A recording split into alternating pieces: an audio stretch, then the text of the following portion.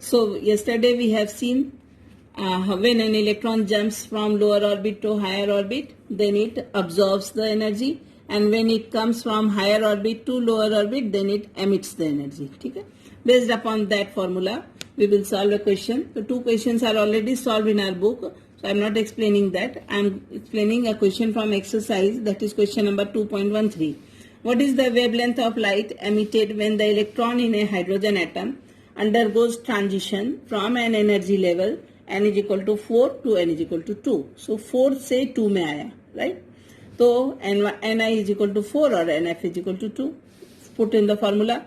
E is equal to Rydberg constant into 1 upon ni square minus 1 upon nf square. लिख दिया 1 upon 4 square minus 1 upon 2 square. So it is, when you will solve this, it will become minus 3 upon 16. And इसको multiply किया तो this figure came minus 4.0875 into 10 to the power minus 19 joule. Energy है. Minus value का क्या मतलब?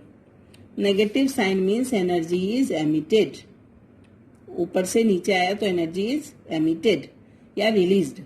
Now what we have to find out? Wavelength. तो wavelength का formula we have to put E is equal to hc by lambda.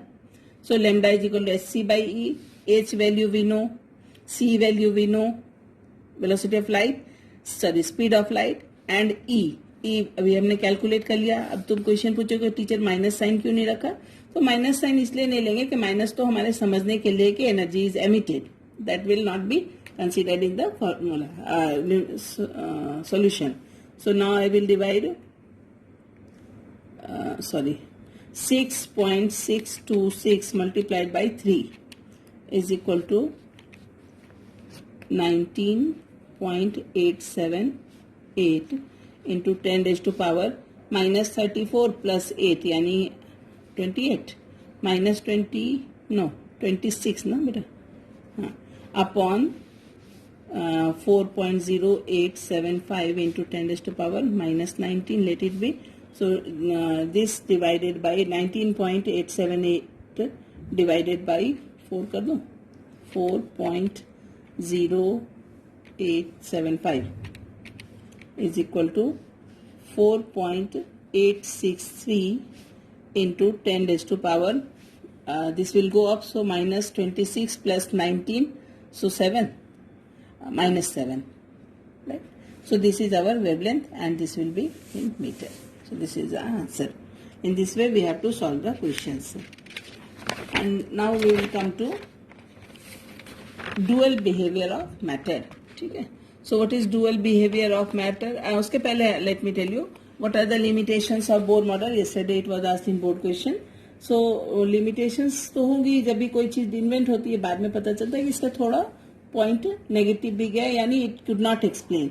So it fails to account for the finer details of the hydrogen atom spectrum observed by using sophisticated spectroscopic techniques. इसने hydrogen के बारे में तो explain किया, but इसने आगे दूसरे atoms के स्पेक्ट्रम के बारे में ज्यादा नहीं बता पाया Bohr's model. So helium atom which possesses only 2 electrons. Further, it was also not able to explain the Zeeman effect, that is splitting of spectral lines in presence of magnetic field. इसको Zeeman effect कहते हैं. And or when electric field is applied, तब जो splitting होगी, that is known as Stark effect. It could not explain the ability of atoms to form molecules by chemical bonds. Okay. Then, in other words, taking into account the points mentioned here, one needs a better theory. So after one theory, another theory comes. It is not that ये bourse का सारा field चला गया. No, Rutherford के बाद bore है, bore या bore बहुत लोग बोलते हैं. So what it is, they explain. Now another theory came that was developed by the two dual behavior of matter and uncertainty, Heisenberg's uncertainty principle. So de Broglie, एक scientist थे de Broglie, Broglie भी बहुत लोग बोलते हैं इसको. So de Broglie is 1924. Matter has dual behaviour, both particle behaviour and wave nature. ठीक है, that means electron should also have momentum and wavelength. ठीक है, समझना, इलेक्ट्रॉन्स को भी मोमेंटम चाहे होगा और वेवलेंथ होगा. तो momentum and lambda is equal to h by mv formula use करेंगे. mv मतलब क्या होता है? Momentum. P is equal to mv, so is equal to h by p, where p is the momentum. ये याद रखना है. Now let us on the basis of this we will solve a question. What will be the wavelength of a ball of mass 0.1 kg moving with a velocity of 10 meter per second? So wavelength find करना, so lambda is equal to h by mv. h मालूम है, Planck's constant. m मालूम है, it is given 0.1 kg and mass is velocity is 10 meter per second. तो इन दोनों को multiply करोगे तो 1 आएगा ना बेटा, 10 into 1 upon 10, 1. So this will be our answer and this is the wavelength. Easy. Now next important theory was Heisenberg's uncertainty principle. Uncertainty मतलब क्या, जो predict नहीं कर सकते हैं. So it is impossible to determine simultaneously the exact position and exact momentum or velocity of an electron. Momentum और velocity का meaning सबको समझ में आया. P is equal to mv होता है, ठीक है, लेकिन मास तो पता ही होता है ना, मास तो फिक्स है. v ही सिर्फ प्रेडिक्ट करना होता है. So it is the formula is now given as delta x into delta P X is greater than equal to h by 2 pi. Heisenberg ने बताया, where delta x is uncertainty in position. तो delta x into delta px is greater than equal to h by 4 pi. So what is h here? Planck's constant. Pi तो हमें मालूम ही है. Where try to understand delta x मतलब delta क्यों लगाया? Change. Delta means what? Change. So uncertainty in position and uncertainty in momentum. Okay. So delta x into p के बदले कहना है right children, mv. p is equal to mv momentum. So delta mv is greater than equal to h by 4 pi. So अब m fix है, m तो constant होता है ना, तो m के साथ चेंज डेल्टा लगाने की जरूरत नहीं है, तो m को बाहर निकाल लो, तो m will go here. So delta x into delta vx velocity, m क्यों बाहर निकल लिया? m तो फिक्स है इलेक्ट्रॉन का, is greater than equal to h by 4 pi m. ये formula we will use in numericals, याद रखना.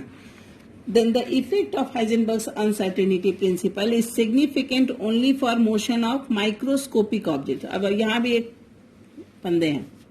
Microscopic यानी very small, very small, and not significant for macroscopic.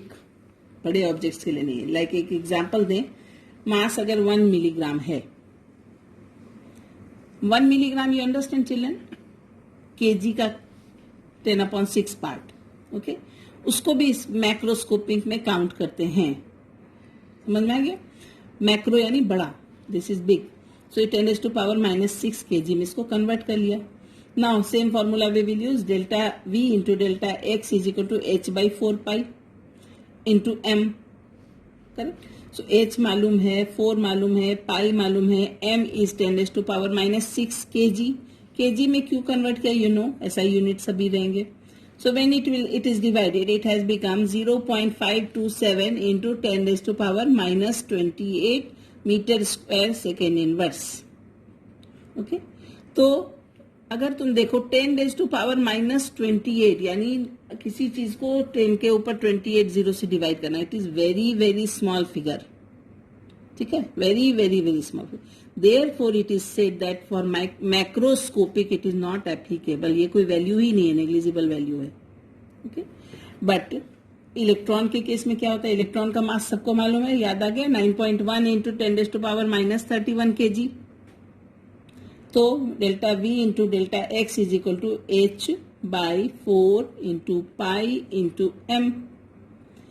When you will divide this, it will be give you 10⁻⁻4. तो ये it is a very significant figure in compared to this previous one. Therefore, it is applicable in case of a very small particle, that is electron. Understood? So this theory, that is Heisenberg's uncertainty principle, is applicable to microscopic particle.